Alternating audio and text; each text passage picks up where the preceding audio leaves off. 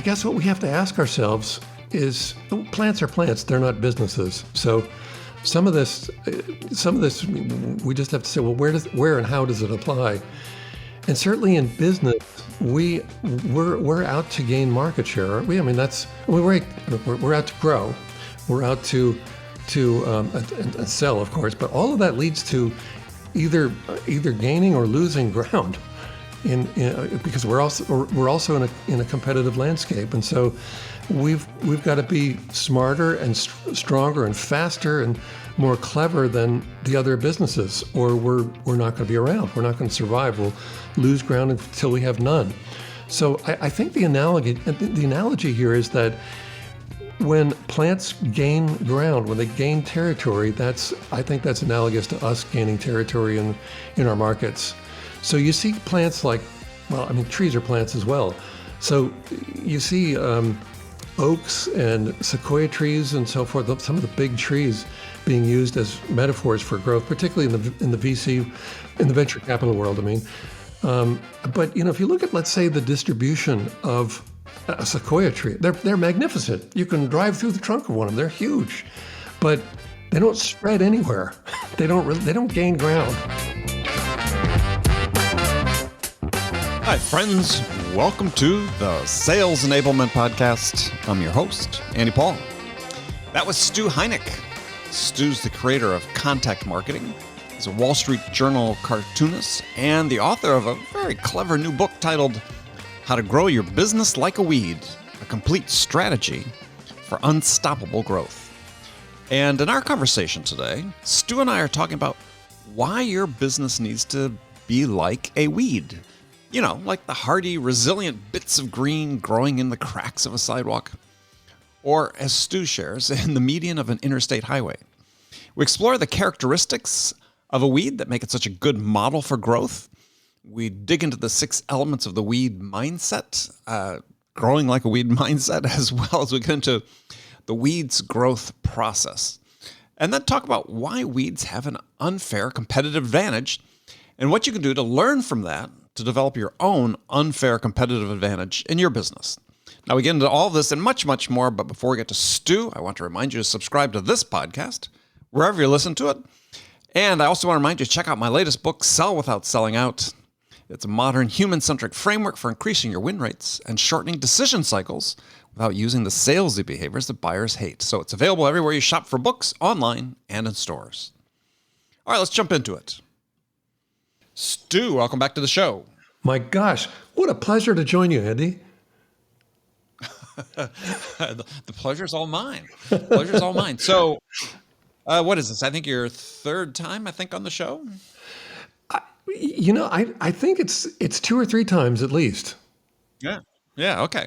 Yeah. So, for those people who maybe are new to the show and didn't hear previous episodes, tell us about you and what you do. Oh my God, I've got such a crazy background because I'm first of all, I'm one of the Wall Street Journal cartoonists, but I'm also a marketer. I've been using cartoons in marketing for my whole career, and it's been kind of a secret weapon, which is wonderful. It's sort of a theme that we'll return to when we talk about weeds, about having secret weapons. But I have used cartoons as a device to bring people into mailings and to pay attention to things that they get, online. If they get an email with a cartoon about themselves, they tend to be pretty responsive to that. We've used them to help sales teams break through. So we send these giant I call them big boards, but these big foam core boards with a cartoon about the recipient, and we break through to almost anybody doing that. And so I've also written books. I've written a couple of books. One, thanks to you, was I'm always saying it was named one of the top 64 sales books of all time because it was in the March Madness 64 sales books. But I thought How to get a meeting with anyone. Sorry?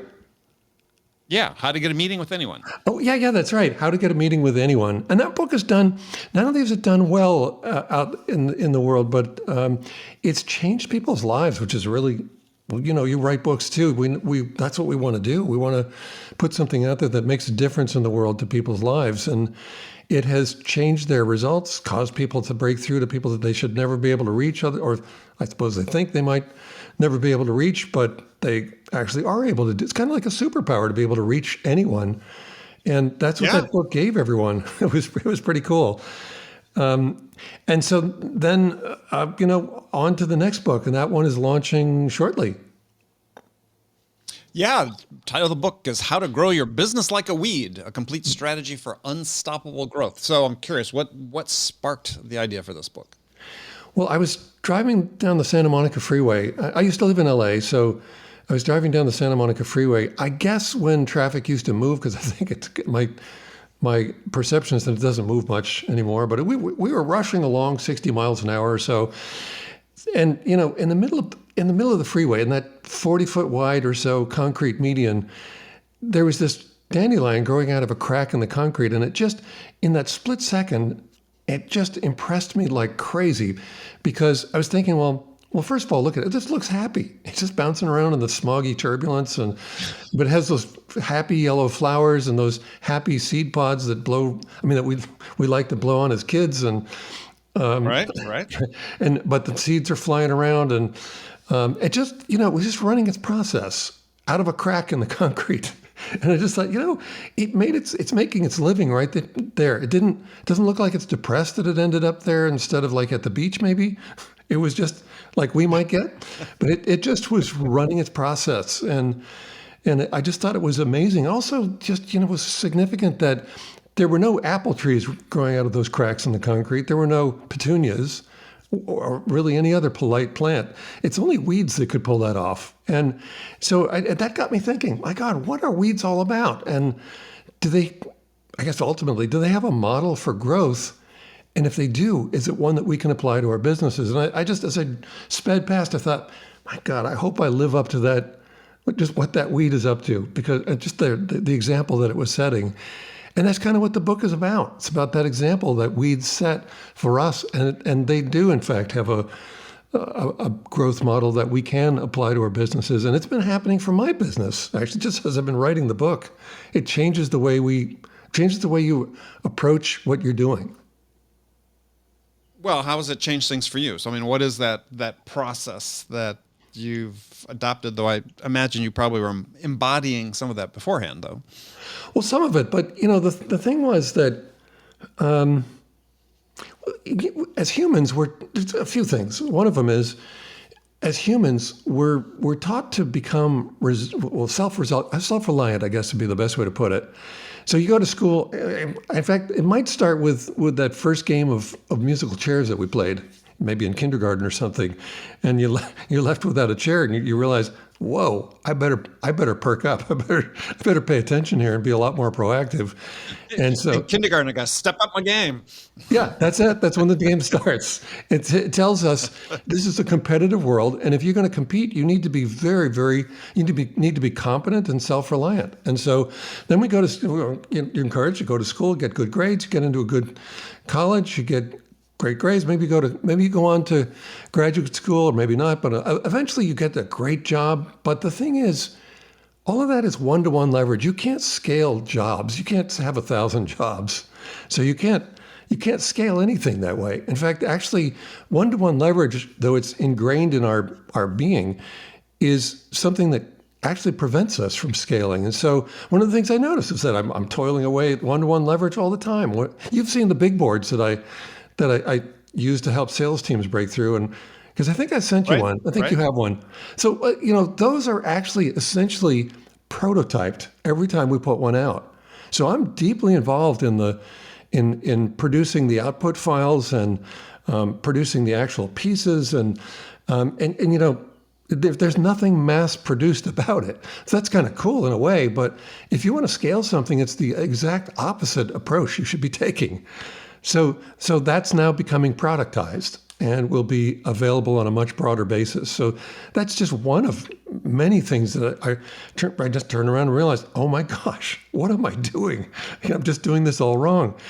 So yeah, I mean, there's that. So give us an example of what you might have been doing before that changed. You said it's going to be productized, or that you're going from one to one to one to many.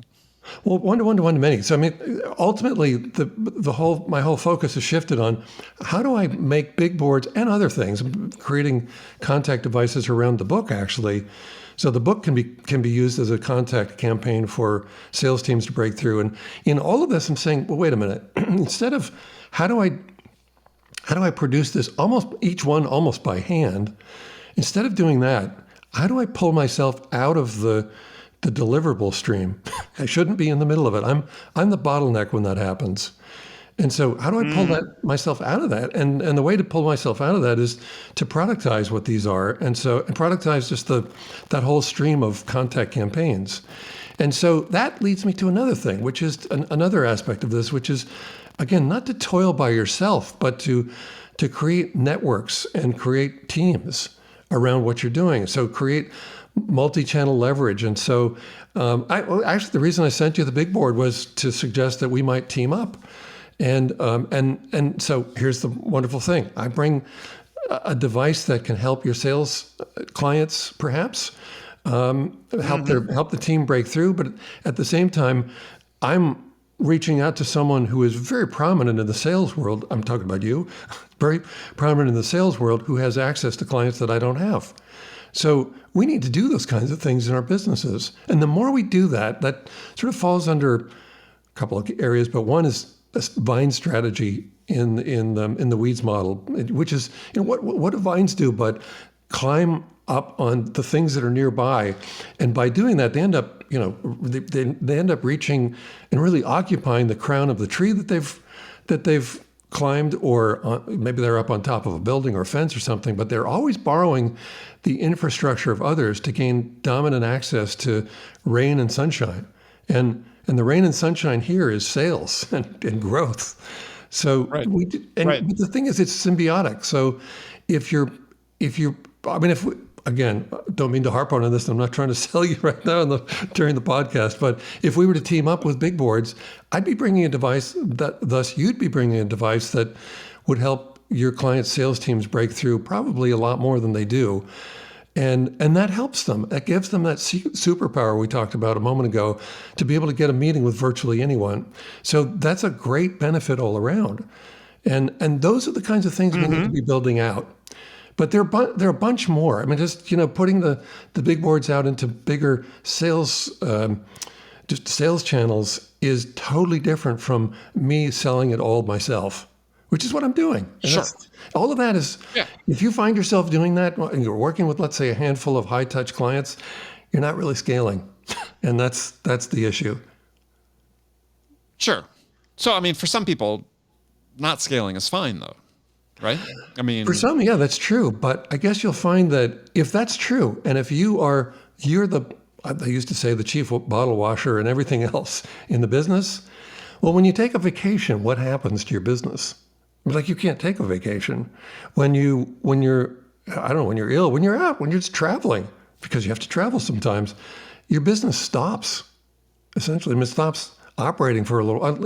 You can operate from your phone from the airport, but basically that's not a business.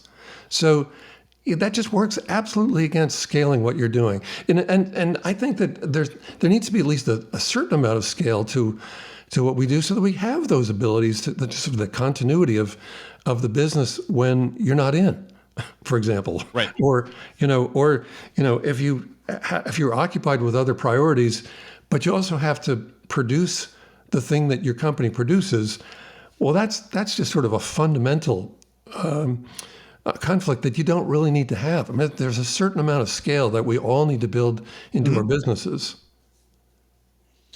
well, let's talk about in the book, you talk about the weed mindset, which I thought was very clever. I mean, again, who thinks about weeds having a mindset? So you say there are 6 characteristics to the weed mindset. So take us through those. Let's talk about that. Yeah, and first of all, I should explain, the weed mindset is not sitting around smoking doobs. That's not what it is. I know people can. I suspect people have read the book, maybe think that, or not. No. No, I don't do that at all. But okay, so the weed mindset was kind of strange to think that something that has no brain could have a mindset. But I guess what I'm looking at is there is an apparent mindset, isn't there? Because when you watch what weeds do, they're aggressive and urgent, and they're persistent, and they're resilient and adaptive, and I would say even optimistic. So actually, those are the six characteristics that I listed in the book. But there are even others that we can see in their actions, just based on sort of based on their actions. They're also great collaborators. We were just talking about collaboration and the urgent need to collaborate with others so that all of you grow your businesses as a result. And that is what they do. How do weeds collaborate? Well, so if you were to, let's say, just sort of the first part of this, if you spot a dandelion in your lawn, well, first of all, if that was all that showed up in your lawn was one dandelion, it would be no problem. You'd pick it out of the grass and you'd be done. But that isn't the way they work. Look up and if you see one, you'll see hundreds of them.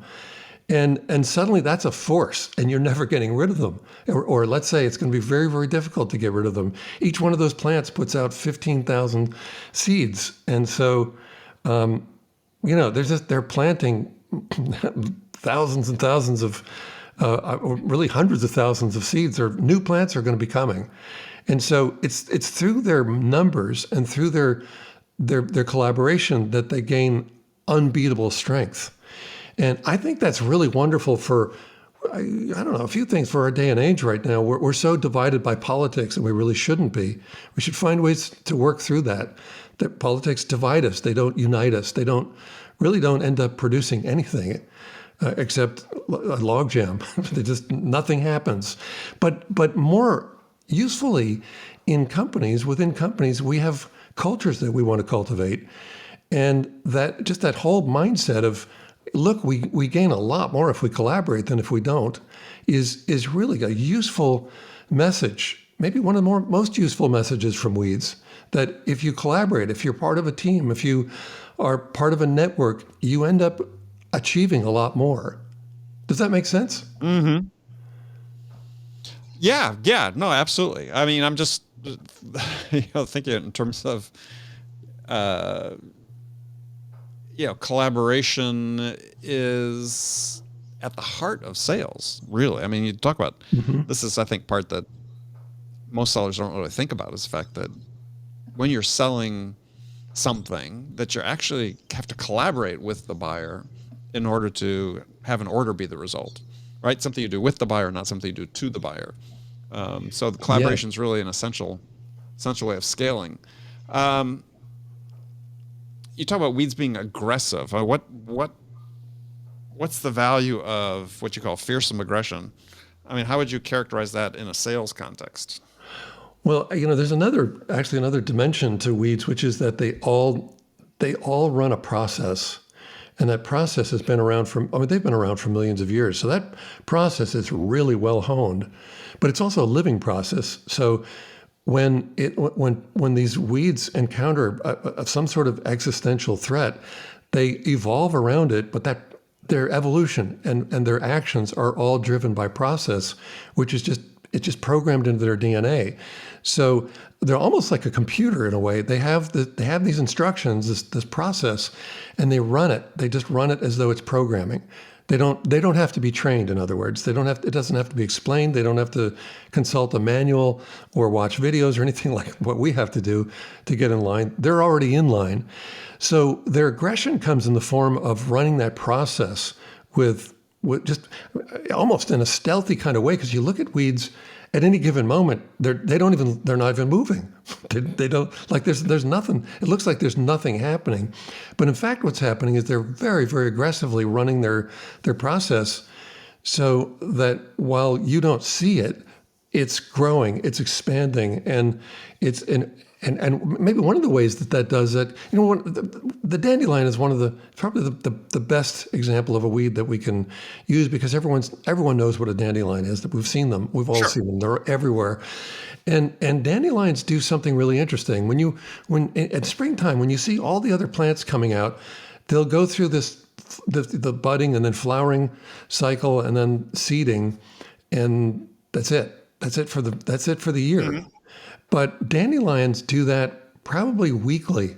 The same plant will go through that same that same flowering and seeding cycle, so the same growth cycle. I don't know what the count is, but it's like every week it keeps going through it, and it does it well beyond when all these other plants are going into senescence later toward the fall. I mean, it's still going through that same spring-like process in October. So you look at it and you think, well, look what it's doing. It's very. I mean, I would say that's a very aggressive prosecution of their process, because they're doing it over and over and over again while other plants aren't, and then they're doing it longer than they're just even active and working longer than all the other plants are. I guess we could say willing to be working. They just keep doing it. They do more than everyone else is doing around them, and that's not only an aggressive trait in their mindset, but it's also a totally unfair advantage. The other plants can't compete with that. Yeah, it raises the question is why they didn't evolve to compete with that. I don't know. I guess what we have to ask ourselves is, plants are plants. They're not businesses. So some of this we just have to say, well, where and how does it apply? And certainly in business, right, we're out to gain market share, aren't we? I mean, we're out to grow, we're out to and sell, of course. But all of that leads to either gaining or losing ground, because we're also in a competitive landscape, and so we've got to be smarter and stronger and faster and more clever than the other businesses, or we're not going to be around. We're not going to survive. We'll lose ground until we have none. So I think the analogy here is that when plants gain ground, when they gain territory, I think that's analogous to us gaining territory in our markets. So you see plants like, well, I mean, trees are plants as well. So you see oaks and sequoia trees and so forth, some of the big trees being used as metaphors for growth, particularly in the VC, in the venture capital world, I mean. But, if you look at, let's say, the distribution of a sequoia tree, they're magnificent. You can drive through the trunk of one of them. They're huge, but they don't spread anywhere. They don't gain ground very well, because all they're doing is dropping cones or quickly feet. Well, I mean, if you look at the distribution map of, let's say, the sequoia versus the dandelion, the sequoia there's only a tiny enclave outside of Fresno. That's it. They don't spread effectively at all. So I would say that yes, there are some plants that don't seem to emphasize spread, but they're not gaining ground that way. And that is what we want to do in our businesses. Yeah, I mean, as I was going through this, and I mean, to me, it seems like a lot of what you talk about with weeds, you could sort of sum up. To me, I mean, sort of three key things sort of popped out. One is incredibly opportunistic. Two is that it seems like weeds embrace constraints, a la your story about the dandelion and the cement divider on the freeway. And the third is what you're just talking about is resilience. And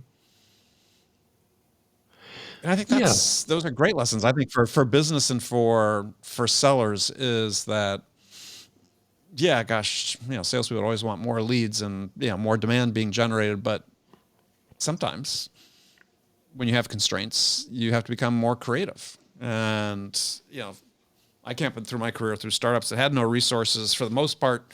We had to embrace that and say, okay, well, we don't have the marketing support. How are we going to develop our leads? Yeah. Or we had to be more creative and opportunistic, which again, I think it sounds like the weeds are in terms of finding places they can survive that others don't, trying new things. Yeah, well, I would say that there are a few things that jump out to me from weeds. One is, I think if they could speak to us, they would tell us, deal with what is.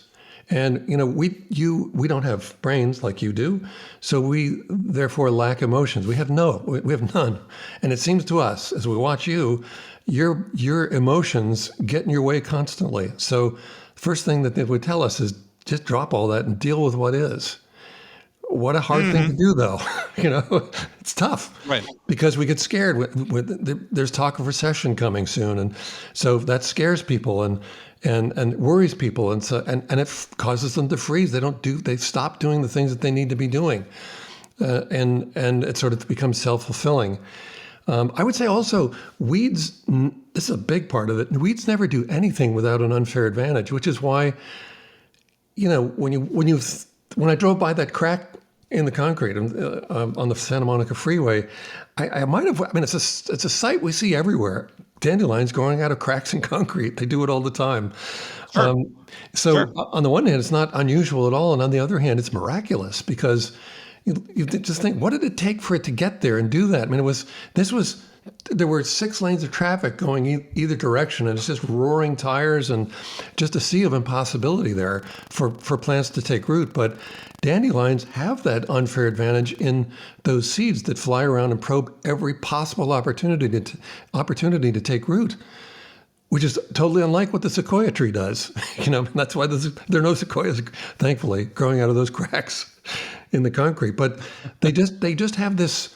They have this whole model. I guess that would be the best way to put it. They have this whole model that is based on a fierce mindset and cultivated unfair advantages that are leveraged against collective scale, and they do it according to a process that is living. I mean, like, that process is amazing.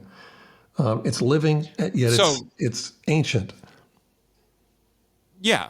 So their unfair advantage for weed, and how you draw a comparable example with in sales, for instance. I'm sorry. I thought you were. I missed the question. I'm sorry, Andy. Yeah. So explain what the unfair advantage is in weeds, and draw an example for something in sales, so people can grasp the concept. Sure. Well, 2. Just right off the bat, I just mentioned that weeds deal with what is. That's a big advantage. But also their seeds are built so that they're highly mobile. They fly all over the place, and they probe every possible opportunity, which is what we should be doing, I think, in sales and in marketing. I mean, it's a much broader thing than what we can do just on foot or on the phone or via email, I suppose. But we have to be trying everything. We have to be probing every possible opportunity, which I think is very analogous to sales. And I think another example of that is the dandelions running their growth process over and over and over again, while others are just running it once. So being much more aggressive about running our process, just having a process and running it over and over and over again, and going well beyond what our competitors are willing to do. And that's an unfair advantage. But gosh, unfair advantages exist all over the place. I mean, and all over everywhere. I mean, it could be your location. It could be just you've found an interesting location. It could be you're on an island where I am, and you're the only one who can fix lawnmowers. So that's an unfair advantage. No one else will. I mean, you own all the business in that market, and but ultimately we find that there are. I introduced the WEEDS model, which is an acronym. WEEDS is an acronym for Weed-Inspired Enterprise Expansion and Domination Strategies. So there are 8 levels of strategy that allow us to sort of do a sort of nature's SWOT analysis. What are our unfair advantages, and how can we acquire more, and how can we cultivate more, and how can we take the greatest advantage of those unfair advantages? But generally, it's how do we generate unfair advantages? And you do that by, seeds. Seed strategy is a great example of this, but it goes all the way down through root strategy and soil strategy and thorn strategy, protecting your turf, and segmentation strategy, which is about strategies for mitigating risk. Those are going to come in really handy when we see recessions or God forbid, another pandemic. But we're always disrupted, and weeds have a mechanism for dealing with that, and that's what we need to have. So the weeds model actually takes us through this process of 8 levels of examining what it is we can do to create new unfair advantages for our business. I mean, another one for me personally is I'm one of the Wall Street Journal cartoonists. That's pretty cool. I mean, for me, Right. it feels pretty cool. But Yeah. I have this, How often do you publish? How often do you publish new cartoons? I'm barely doing it now because I've been just consumed with the books. But I Okay. still All right. occasionally still do it. I mean, the thing is, I was mentored early in my career. I was mentored by some of the greatest cartoonists in the world from Playboy and the New Yorker. And so I really learned it well, and of course used it in marketing campaigns throughout my career. So I really learned how to cartoon well and how to construct them well and how to construct them in a very useful way. Let's say based on test history. So that's a really unusual bit of background to have, and I use it all the time. And I use cartoons to break through to people I too should never be able to reach otherwise. And it's an unfair advantage for sure, because who else is going to do that? Right. How will you Right. match that? So we all have these. If you just look hard enough, you'll discover that there are unfair advantages that you already have, and no business should be in existence without unfair advantages. Yeah. I mean, well, it's sort of interesting. You talk a lot in the book about unfair advantages. Yet also, I find it sort of interesting that because that really talks about niching to a certain degree, right? I mean, being focused, understanding what you're really good at, and focusing and find the market for it. Whereas the seed strategy for weeds is kind of indiscriminate, right? One of their strengths is that they're not niched, unlike the sequoias who are very niched, right? I mean, they grow in a specific area. They don't, as you said, they don't aren't widespread, but they sort of mastered the terrain they're in. So, I mean, to me, it's like, well, that's been a very successful formula for the sequoias, is they've been very focused.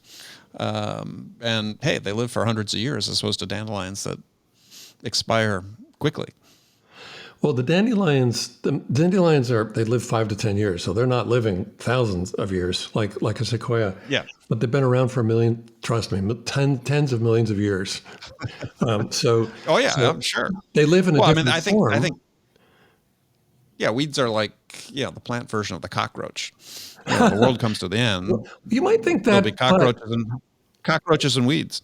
I think you might think that in a way. I guess they're survivors, but I think that is what we want our businesses to be. And again, I would say, well, actually, it's a really interesting point, Andy, and I hadn't even considered it for the book. But niching, would say, well, if we're going to be the dominant plant in and around Fresno, but only there, then let's be the dominant plant. And I would say that the sequoias certainly are the biggest there. Yeah. So there is that, but I think our mission is to gain market share.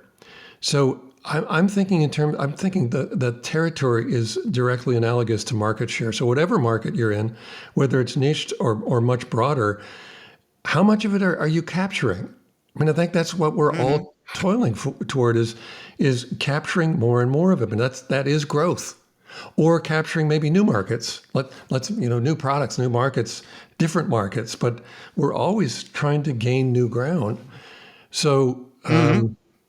Weeds are just incredibly well adapted to doing that. So we could think of weeds. I mean, here's the funny thing when I'm talking to people about weeds, they like to joke first. Oh, you mean the weed you smoke? No, we're not talking about those weeds or that weed. We're talking about weeds. The ones you see in your garden or in your yard.